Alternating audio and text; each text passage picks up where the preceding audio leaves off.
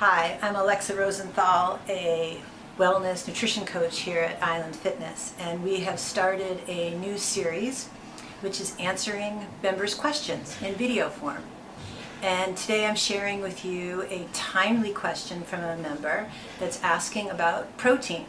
So first I want to say thank you to this member for posing such a really important question. And this member asks, there's a lot of information recently out on the importance of protein for overall health. And I'm confused on how much I should be getting, how often, and when. So much research coming out on the importance of making sure we are getting an adequate amount of protein in the day. And a lot of the research is for the aging population, but truly it applies to all ages, and really dialing in on finding a balanced plan for yourself with intake of protein and building lean mass through exercise and weight-bearing exercise. And in regard to the intake of protein, I would first suggest to you all out there to start with doing your own personal intake to see what you are consuming in a day. And some of us may be surprised by how much, but others may be taken back by, oh my gosh, how little I'm taking in.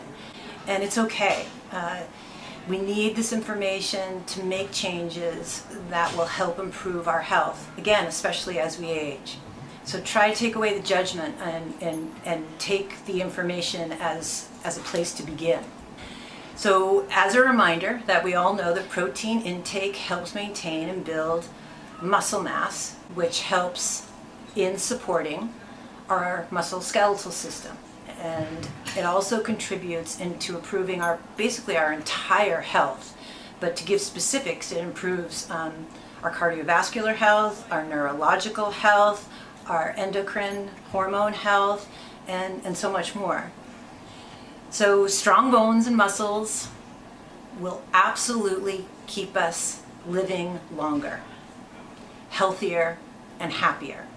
And I add the happier piece because in working with clients, and when they dial into their protein and they find the right amount for themselves and they're feeling good, what they let me know is that what they notice is that craving for, it's like I'm always hungry, or I want sugary foods, or I want salty foods. Those cravings start to tamper down. And we attribute that to finding a balanced amount of protein, the right amount of protein.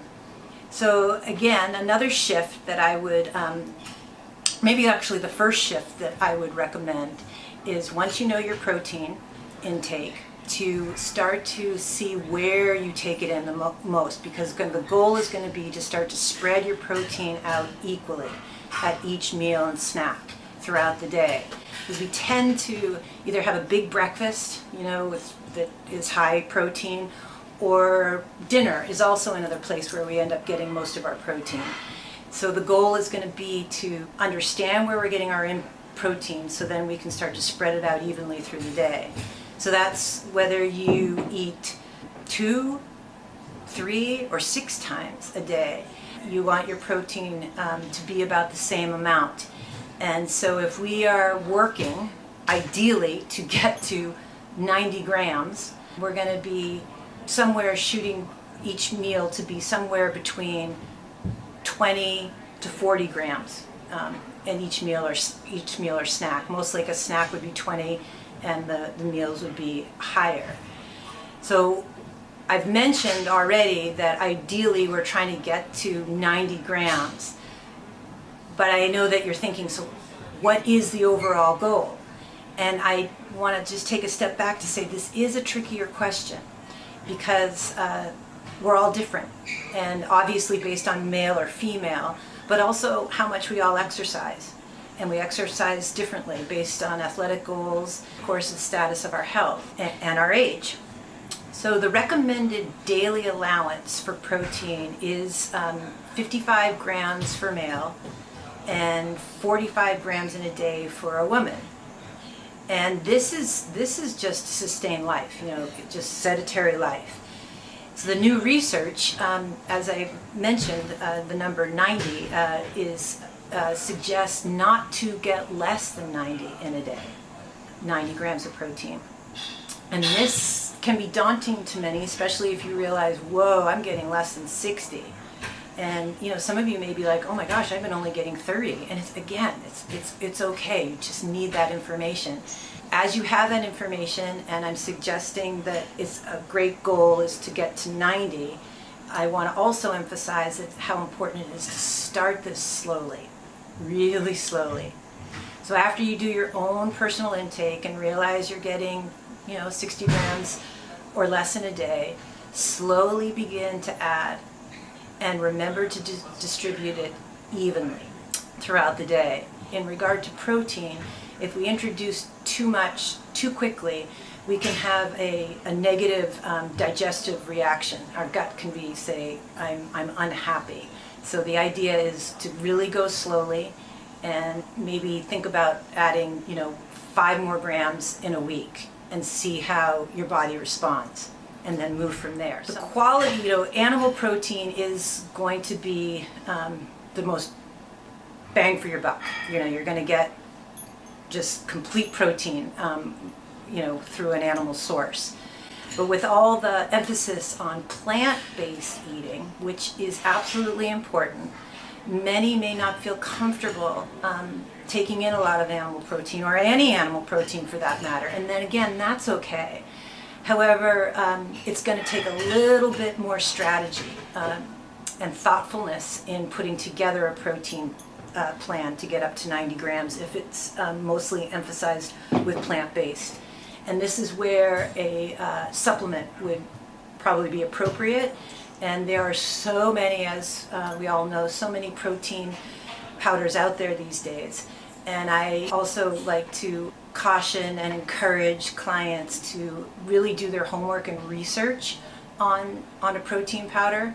And you want a protein powder that pretty much gives one serving is 20 grams of protein. But also look for a protein powder that is third-party tested. When you see ingredients, additional ingredients, really try to find something that doesn't have a lot of ingredients. The smaller amount of ingredients, the better. A pea protein is going to be less taxing on blood sugar and raising the blood sugar than, say, a rice protein. You're also going to get a higher amount of protein per serving in a pea protein source. You want to look for a source that is 20 grams a serving, and that's generally the standard that's out there. So just choose carefully and thoughtfully. So the importance of knowing your protein intake, and this is an important one I like to also emphasize. This video is on protein, but this does not take away creating a balanced plan for yourself. And when I say a balanced plan is you want to make sure you're getting lots of organic veggies and fruits, healthy fats, and clean water. It's all part of the plan. This video is, addressing protein. So you may walk away thinking, I really got to focus on my protein. And we tend to dive into that one thing, but it's all about balance. So as you do your protein intake, focus on your protein, it does not take away from creating a balanced plan for yourself. So stick with those veggies.